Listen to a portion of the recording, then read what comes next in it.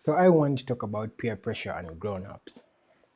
So a lot of the times, most of us think that just because we have gone through school and we have left school and we have left the university and we have left certain peer groups, we are officially immune to peer pressure. The funny thing about it is that you're not. The vast majority of people give in to so many different layers of peer pressure and they don't even know it.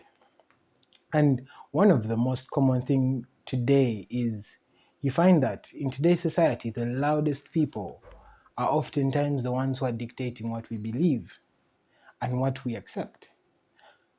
A simple example would be in the dating world.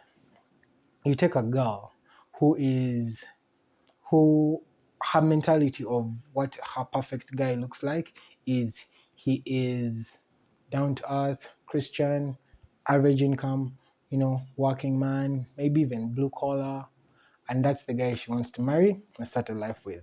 She goes to the university, and as soon as she gets into the university, or even maybe even after the university, she steps into this peer group or she starts consuming data and information on the internet, and that starts to dictate the type of woman or the type of woman she should be and the type of man she should want.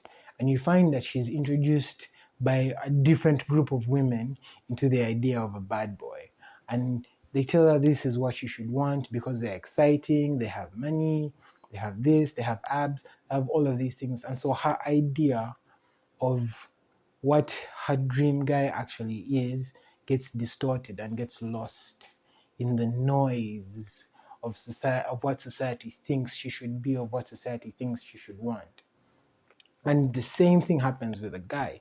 You step into a society of men, and I'm not taking shots at the red pill community, but red pill to some degree can get extreme, can get like really extreme, and you need to take into consideration that some of these men, the reason why they're in the red pill community is because they've had very, very bad experiences with women. And if you're not one of those guys, if you've never had a very bad experience with a woman, you might not subscribe to some of the ideas that they have. But you find that if you're a guy, in some cases, you get pulled into this group of guys who naturally think that every woman is a hoe. And so you start looking at women in general through this lens of every woman is a hoe, every woman wants money. And yet, there are girls out there who are just as lost as you are, and they are trying to figure out what they actually want. But because they're in a society that is constantly telling them what they should want, you find that we get lost in this idea of what society wants and what we should want. And what we want ends up getting contaminated by the ideas of everybody else to the point that we drown out our own noise, to the point that we drown out our own voices. And because nobody's spending time meditating, nobody's spending time by themselves, people don't know who they are anymore.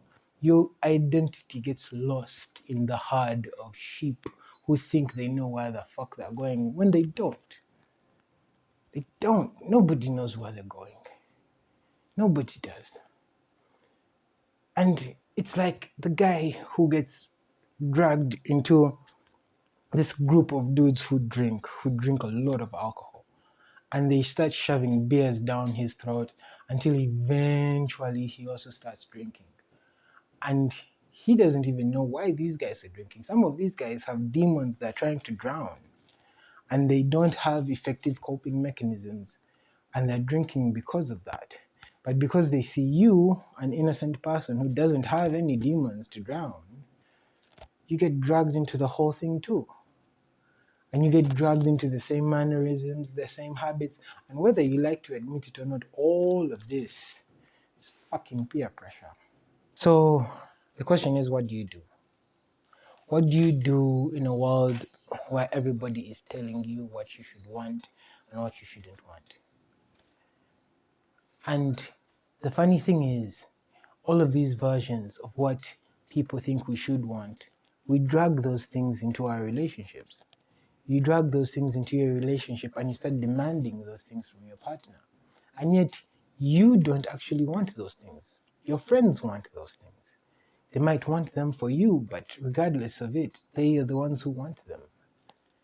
And so the question is, how do you clear your brain of all the bullshit opinions and actually understand what you want as you?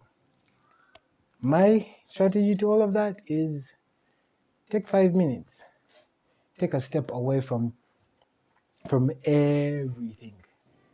Take a step away from your friends, take a step away from your family, take a step away from social media, take a step away from constantly from this echo chamber that you have created for yourself that tells you that you're special, that you need all of these things to survive, that you need to sleep with 25 women in order to be a good man.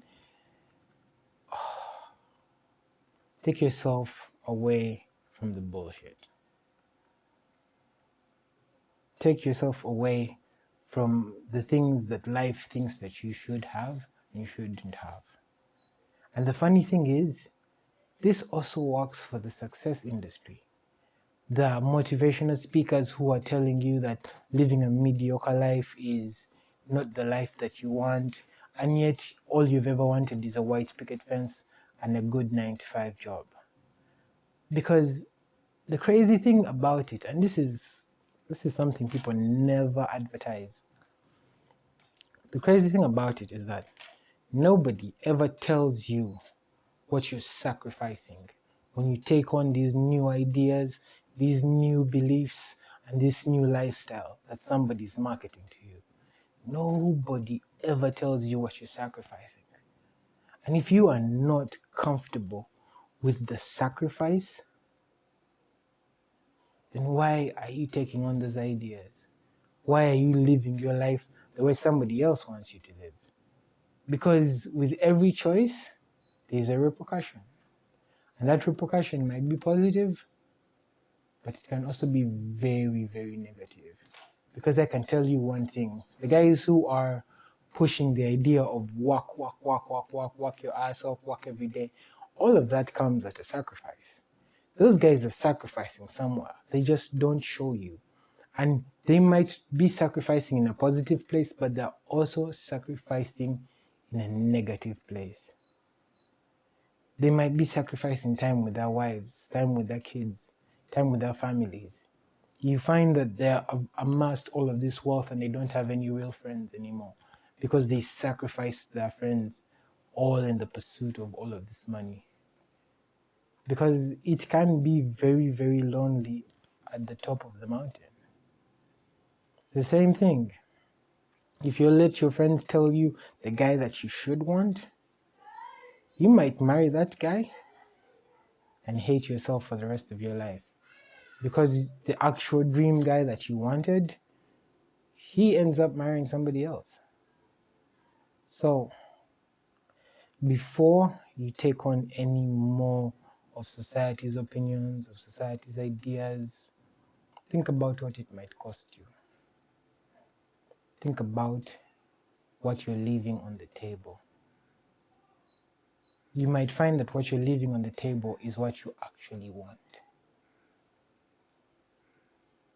And is that worth it? So if you're enjoying the content, please feel free to like and subscribe. It really helps me grow the channel.